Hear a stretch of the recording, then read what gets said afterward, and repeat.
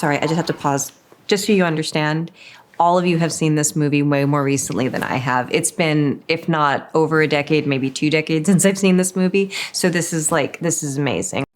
Hello, I'm Anne Hathaway, and today I will be rewatching scenes from throughout my career.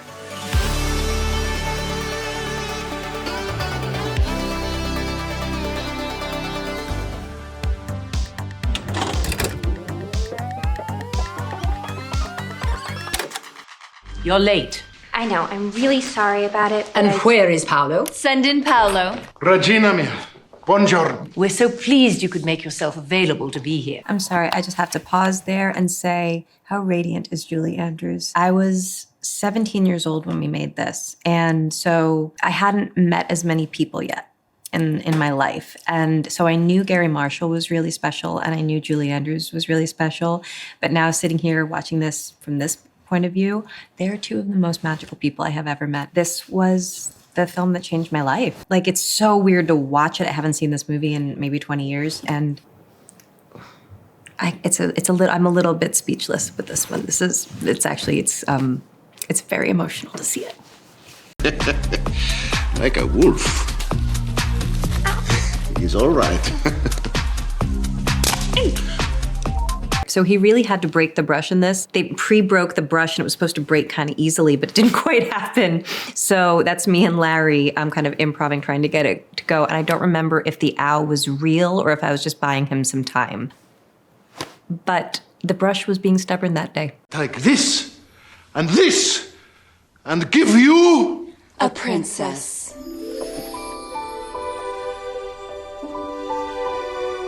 I don't know what to say. It's like it's almost too big to...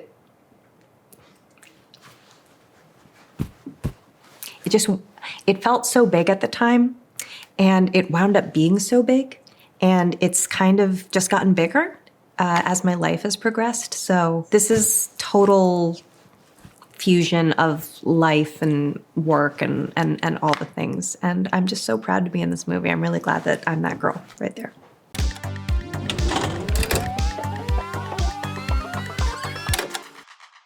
This is foul. Don't let her see it. Emily is so brilliant in this movie. I mean, period, but like, also she's just like insane. Sorry, I just have to pause. Just so you understand, all of you have seen this movie way more recently than I have. It's been, if not over a decade, maybe 2 decades since I've seen this movie. So this is amazing. Yeah, I came to New York to be a journalist and sent letters out everywhere, and then finally got a call from Elias Clark and met with Sherry up at Human Resources, and basically it's this or Auto Universe. So you don't read Runway? I was there the first time Meryl walked into that set, and I saw the way she respected the work of our production designer, but also like crafted it into something that felt more the way she saw the character. And I was such a sponge around her. I just wanted to absorb everything the way she did it. Look at that wig. Oh my God, Roy J. Helland, who is the next level at his craft. And you have no style or sense of fashion.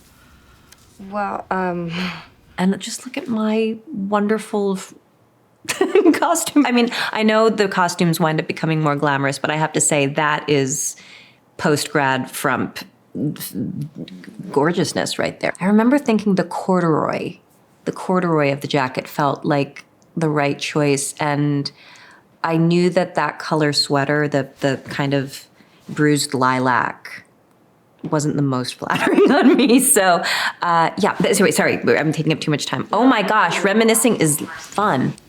That wasn't a question. I was editor-in-chief of the Daily Northwestern. She's being very I also won a national competition for college journalists with my series on the Janitors Union, which exposed the exploitation of... When you were shooting this film, did you have any sense for how huge it would become? Yeah, I did. Not as huge as it's become, but I just it had a magnetic quality to me that I had to be a part of it. Not this, though. Not the way that it's just sort of woven into the culture now and it's become such a touchstone for so many people. I didn't realize it was going to have such a lasting impression, so I didn't realize it was going to leave such a legacy.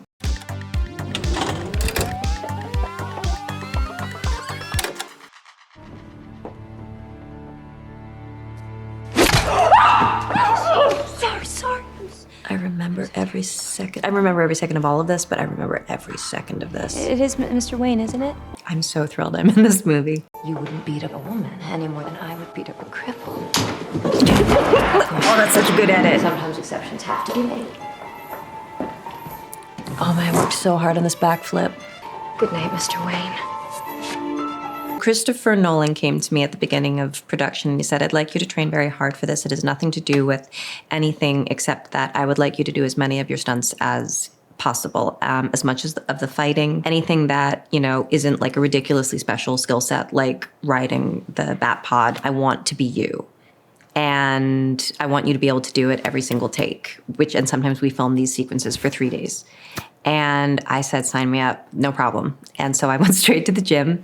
And up to this point, this was the hardest I'd ever trained for a role physically. Michelle Pfeiffer's Catwoman was everything to me growing up. So when I found out that there was a chance for someone of my generation to play Selena Kyle, I was just like, and with Christopher Nolan and this franchise that was so unlike anything that had ever been. I wanted to do her justice. And it's kind of cool to see it right after those first 2 roles where I was playing such kind of younger women who were a little insecure and unsure of themselves. They're stuttering a little bit more.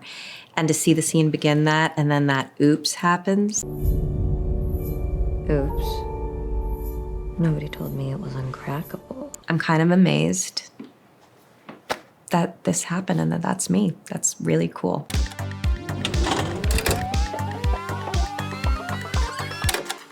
There was a time love was blind, and the world was a song, and the song was exciting. I just feel really bad for her. So my mother played this part, and we were talking about it, just the song and the interpretation. And I told her that I sort of imagined, you know when you're watching a match go out and you just hope it stays alight, but it shrinks, and you just want it to hold on, but it doesn't. That's what this song is for me. It's the extinguishing of a flame, which is just so sad. So when I see that, I'm watching someone's life like drain out of them. So it's hard to watch. There are dreams that cannot be, and there are storms we cannot weather. The thing that was so magical about singing live is that you're in some ways the conductor and the performer at the same time. Like right at the end, you can see I kind of felt some emotion come up and I took a few extra breaths. If you're on stage or in maybe a larger number, or if you're doing it to a track, you have to decide all of those things in advance. And so a spontaneous thing occurring like that, it might not make it into the movie. And so being able to do it live allowed us a certain amount of emotional freedom. It also demanded quite a lot of technical precision. I found the process fascinating. You know, it was hard, but that's the kind of hard that you pray for. I had a dream my life would be so different from this hell I'm living. Russell Crowe was such an important part of the process because he would have us over on Friday nights and we would sing in front of each other. And that was such a huge part of breaking down nervousness and fear and us getting used to just being this film family, this cast, this ensemble, where singing was just as normal as talking. I don't know that they've done a live sung musical since. It had never been attempted before. So I don't know, we went through something really beautiful.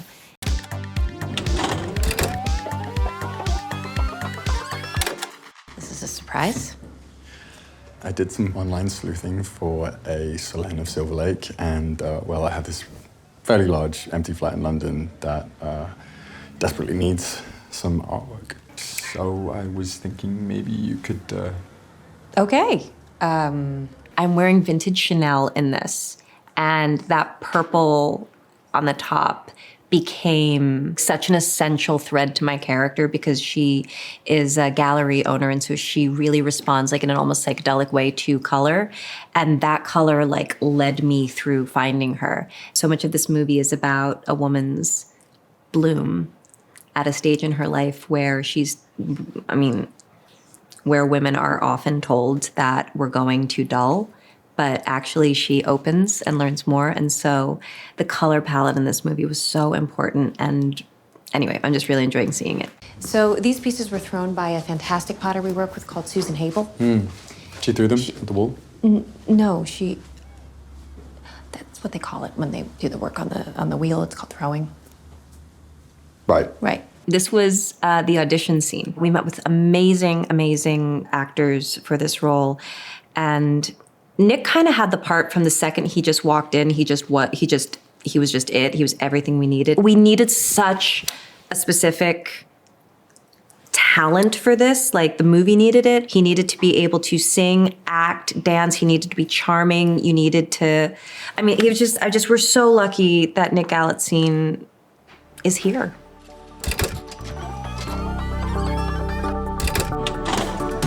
I'm proud. I'm not someone who spends a lot of time looking back or reflecting. I work really hard to be present and to look at like kind of what's coming. So this has actually been a joy. And I'm really proud to have a filmography that makes me so happy and brings me so much pride. That's lovely. Thanks for watching.